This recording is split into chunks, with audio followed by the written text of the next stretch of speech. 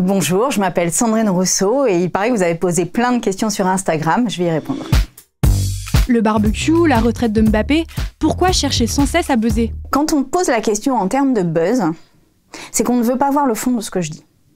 Or oui, on a un problème de consommation de viande, notamment parce qu'on nous a vendu pendant des années le fait que la viande était bonne pour la santé, bonne pour la force musculaire et bonne pour les hommes. Et si on veut réussir l'objectif de la diminuer, il faut qu'on se pose la question des représentations qu'il y a derrière un morceau de viande cuit sur un barbecue.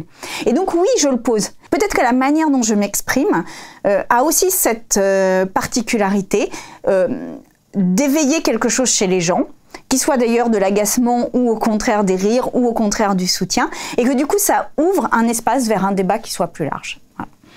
Sandrine Rousseau, présidente.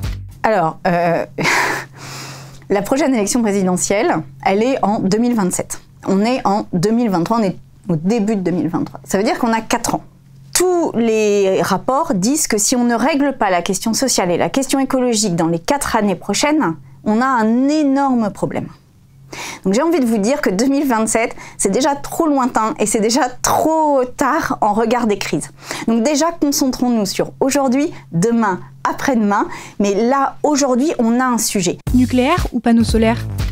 Mais panneaux solaires, définitivement. Et pas du tout nucléaire. Aujourd'hui, il n'y a pas d'énergie qui soit idéale. Et il n'y a pas de solution énergétique sans sobriété, c'est-à-dire sans diminution de la quantité d'énergie que nous produisons. Donc, il y aura du photovoltaïque, il y aura de l'éolien, il y aura du géothermique, il y aura de l'hydrolien, il y aura en fait de l'hydraulique, pardon, il y aura de tout en fait. Alors sur le nucléaire, qui est-on, nous, ici qui vivons en 2023 sur cette planète, qui sommes-nous pour laisser des déchets qui seront encore radioactifs dans plusieurs dizaines de milliers d'années? Et alors le dernier argument que je vais vous donner, c'est un argument qui va faire réagir parce que pour moi c'est un argument central, mais c'est un argument qui est nié par bien des gens. C'est que dans la situation dans laquelle nous nous trouvons, il n'est pas impossible qu'il y ait un effondrement de notre système économique, un effondrement de notre société telle que nous la connaissons. Si cet effondrement a lieu, qu'est-ce qu'on fait des centrales nucléaires? On ne sait pas les démanteler, il faut de l'argent public, il faut un État, il faut une sécurité pour les faire fonctionner. Comment fait-on? On raisonne en personnes qui ne pensons pas notre fin. Le nucléaire, c'est l'énergie de la toute-puissance. Nous ne sommes pas tout-puissants. Et nous le sommes de moins en moins. C'est quand la dernière fois que vous avez pris l'avion? Je voudrais pas dire de bêtises, mais je crois que c'était en 2014. Donc ça fait près de 10 ans. Voilà. Et je pense qu'il faut garder quand même de pouvoir faire des voyages, faire du tourisme, et donc pouvoir prendre l'avion occasionnellement. Mais il faudrait que ça reste occasionnel. Pourquoi êtes-vous si misandre? Je suis pas misandre en fait. Quand je dis par exemple que les hommes ne partagent pas les tâches domestiques, chaque semaine, les femmes font entre 8 et 10 heures de plus de tâches domestiques que les hommes, par semaine. C'est énorme. Alors on me dit les hommes nouveaux sont arrivés. Très bien, les hommes nouveaux sont arrivés. Si on regarde les statistiques, depuis 1970, les hommes font 14 minutes de plus par semaine de tâches domestiques. Donc en fait, c'est pas vrai qu'il y a une révolution dans l'intimité. Ça n'est pas vrai non plus qu'il y a une révolution sur la prise en compte des violences faites aux femmes. Aujourd'hui, le taux de condamnation des viols est de 0,7%. Cela signifie concrètement qu'il y a une acceptation par la société du fait que les femmes puissent être violées et que les enfants puissent être violés. C'est inadmissible.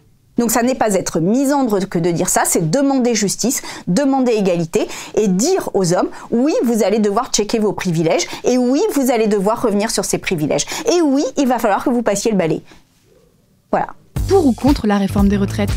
Alors, archi contre, mais alors archi méga Cette réforme ne sert à rien. Elle ne sauve pas du tout le système des retraites. De toute façon, il n'est pas en danger, donc il n'y a pas besoin de le sauver. Mais au-delà de ça, la question c'est quelle société on veut. Est-ce qu'on veut continuer à produire, aller vers la productivité, toujours plus vite.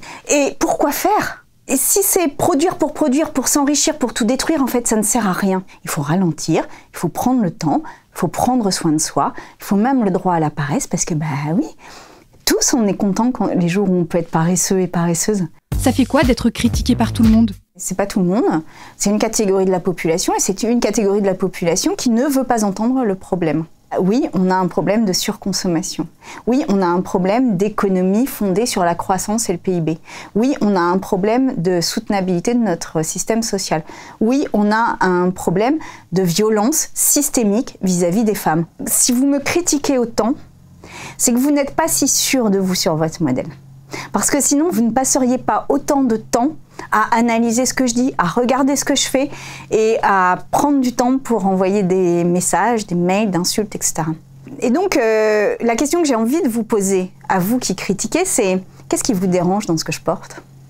Est-ce que c'est le mot égalité? Est-ce que c'est le mot soin? Est-ce que c'est le mot protection de la planète et des humains? Qu'est-ce qui vous dérange?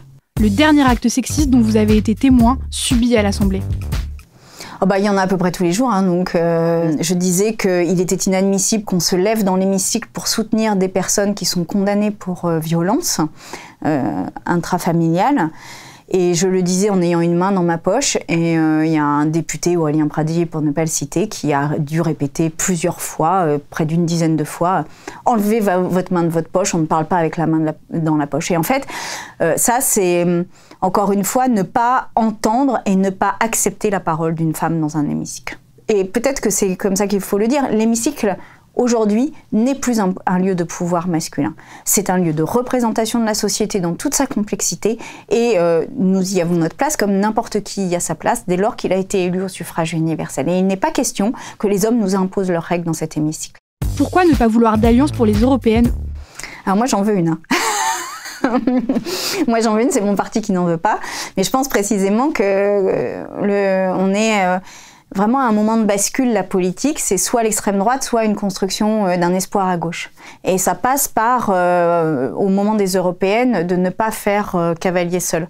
Mais pour ça, il faut que je convainque les partis, mon parti en premier. Mais je pense qu'on le doit aux électeurs et électrices. Je pense que c'est un moment de rendez-vous avec l'électorat et que l'électorat de gauche et écologiste se désespère totalement et qu'il ne comprendrait pas que pour gagner un siège ou deux, on ferme la porte aux autres formations et que l'élection d'après, on se remette ensemble. Enfin, je crois que cette illisibilité politique nous nuit profondément.